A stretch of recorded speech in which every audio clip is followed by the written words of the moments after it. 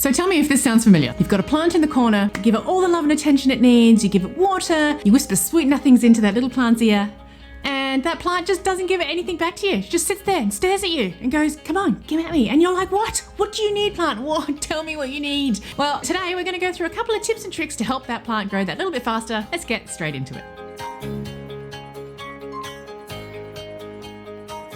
So before we get into a few tips and tricks, I do have to throw out a bit of a disclaimer. Don't shoot the messenger, but honestly, there is no magic fertilizer that you can put on there. No magic pill, no leaf spray, 5-star review, something. There are things you can do to help it, but ultimately, the best thing that you can do for your plant is create a really beautiful environment where it's happy and healthy and loves where it's sitting. Right, so I've got that out the way. So let's now go through a few tips and tricks and see if we can help you grow that plant a little bit faster.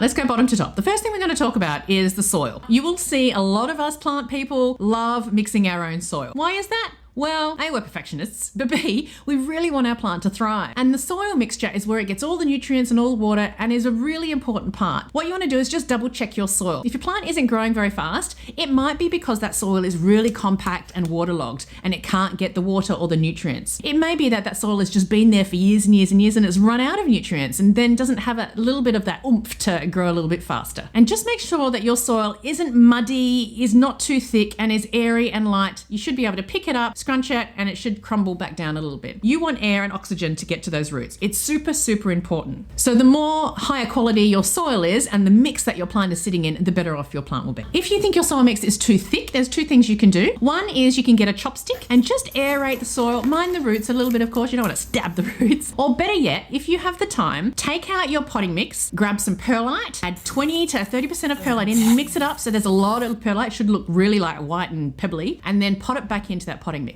And that perlite is a beautiful thing to aerate and add oxygen and air to your soil.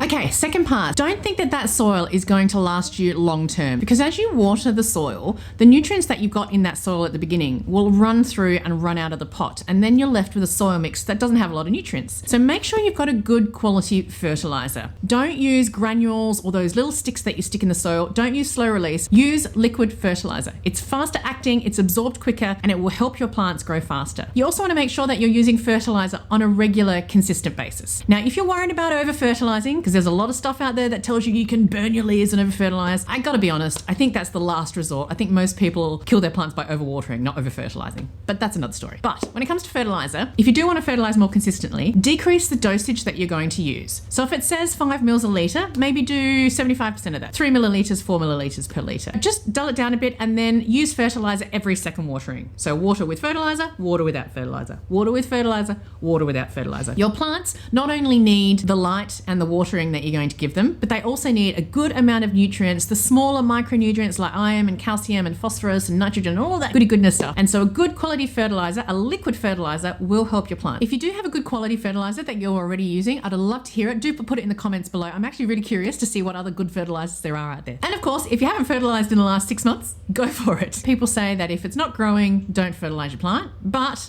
if it's not growing and you haven't fertilized for 6 or 7 months, then maybe it is time to give it a little bit of nutrients, see what happens. Now here's another hack that you may not know, but if your plant isn't growing very fast, you may want to try warming up the soil. Now, bear with me here. Plants, when they grow in the ground, have a soil that is warm because it's warmed from the earth's core. So you might want to try considering just warming up that soil a little bit. And there's a couple of different ways you can do it. You can buy a heat mat. Now, you might think heat mats are expensive, but they're actually not. I think I found one for about $25, $30 on Amazon the other day. I'll see if I can find it and pop a link below. And all you have to do is put your plant pot on a tray and then put it on the heat mat. You can control the temperature on those heat mats. They're automatically controlled. If you don't want to buy a heat mat, you might want to try a bit of a hack. Wrap bubble wrap around your plastic pot and it just adds an extra layer or two of air warmth that creates this little pockets of air, and that will actually increase the soil temperature by 1 or 2 degrees, ever so slightly. Only do it in winter. You probably don't need to do it in summer. The other thing you may want to consider, if you're using terracotta or ceramic pots and you pot straight into those pots, those substrates are actually quite cold to the touch. And so they're bringing more coolness, not more coolness, is that how you say it? They're bringing more coolness to that pot. So swap to a plastic pot. Plastic holds warmth. And again, it's only a couple of degrees here and there, but that actually might make the difference between plant growing and plant not growing. And bonus, if you're an alocasia lover,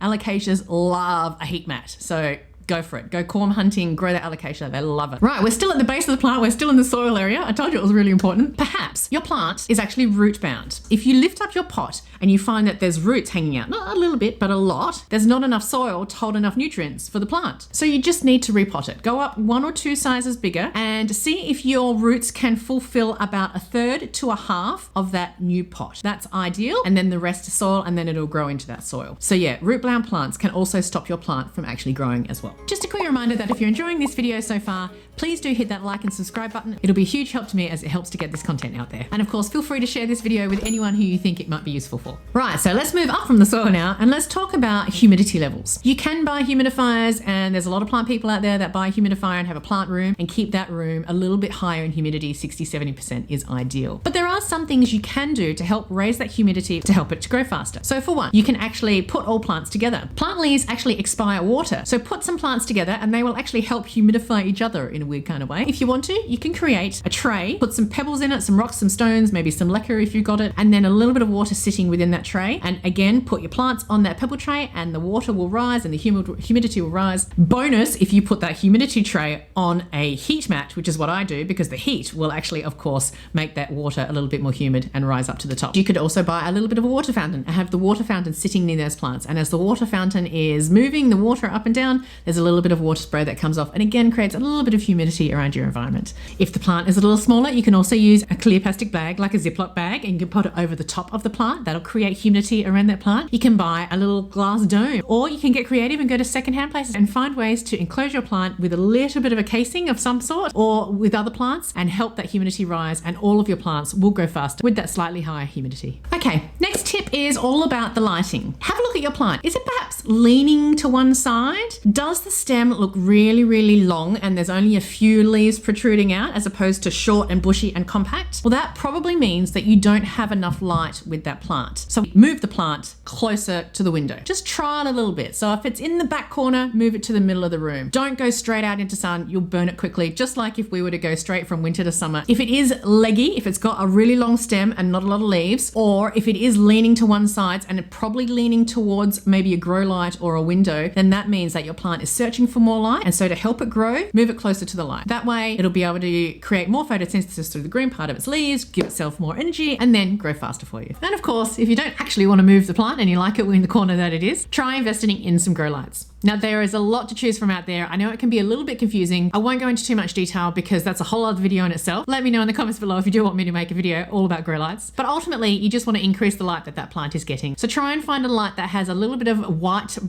You can get yellow and pink. Don't worry about all of that. Just try and go for a normal white light. Just go for one that you like that's aesthetically pleasing. It's really hard to say. Look for one that's pretty. You can get a bar light, you can get a ring light, you can get a bulb. If you've got a light fixture already existing, you can actually buy grow light bulbs to put into that fixture already. So that's also a bonus. But ultimately, you just want to give a little bit more light to that plant to help it get more energy to grow faster. And then this next one is a little bit of a cheat, I guess. There is such a thing as fast growing plants. For example, the golden pothos is one of those plants that all plant people tell you as a beginner you should go for because it's fast growing, it's easy care, it doesn't matter if you're a little bit inconsistent with the watering or the lighting, it's just a very easy, fast growing plant. Some plants grow really slow, you may have one of those, and some plants go really, really fast. And of course, the last thing that doesn't help when it comes to plant growth is pests. You want to make sure that your plants are pest free because if your plant isn't growing, it might be putting all its energy to getting rid of the pests instead of putting energy into more growth. So double check for pests. There's a whole lot of different types of pests out there. And so just to help you out, I have actually created a free ebook. It's absolutely free. And it's all about how to figure out what pest you've got. And then there's a couple of different methods on how to treat each and every one. And there's about 10 of them in this ebook. So please do download it. It's absolutely free. And let me know what you think. But just remember, basic care really is all about creating a really lovely environment for that plant to sit in. Take care of the basics: watering, light, humidity, and fertilizer. If you have these things consistent and you know what they are, I guarantee you your plant will grow faster than it would be in any other situation. Anyway, that's it for this video. Thanks for watching. Don't forget to download that ebook. If you specifically want to know a little bit more about mealybugs, because they are the bane of my existence, there's even more details in this video here, so please do go watch this one next. Thank you very much for watching and joining me today. I'll see you in the next video. Bye.